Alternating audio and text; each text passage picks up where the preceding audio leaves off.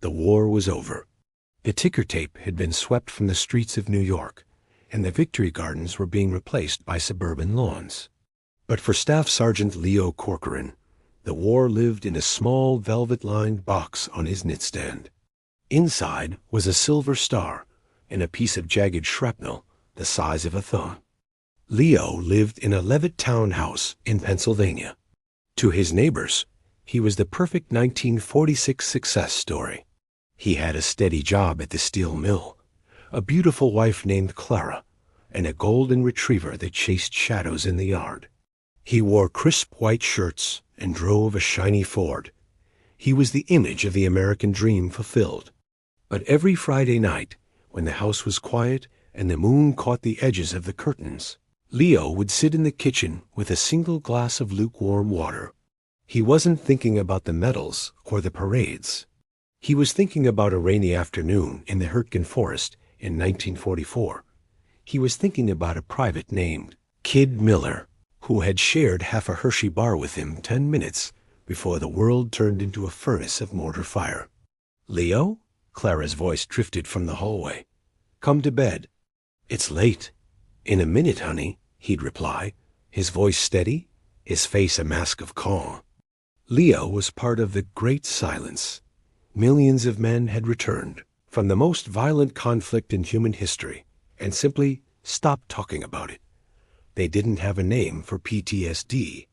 They called it shell shock or combat fatigue, but the unspoken rule of the 1940s was to bury it under the foundation of the New World. One Saturday, Leo was cleaning out the garage when he found his old M1943 field jacket. It still smelled of diesel and wet canvas. He reached into the pocket and found a crumpled piece of paper. It was a drawing Miller had made, a crude sketch of a cheeseburger and a cold milkshake.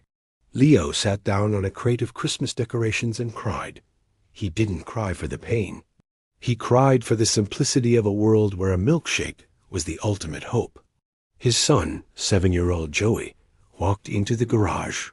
He saw his father, the hero, the provider, a man who never flinched, with tears streaming down his face. "Dad, are you okay?" Leo looked at his son. He saw the future in the boy's eyes. He saw a world that didn't know the sound of a V-2 rocket or the sight of a liberation gate.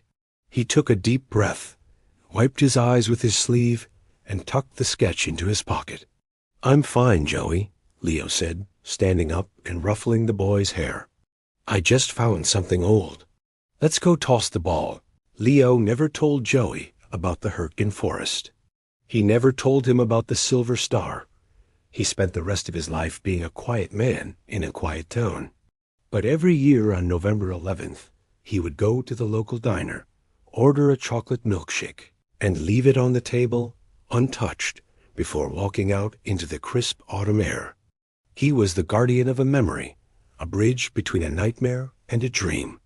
He and millions like him built the modern world with their hands, while carrying the weight of the old one in their hearts, proving that sometimes the greatest act of courage isn't the charge into battle, but the quiet determination to live a good life afterward.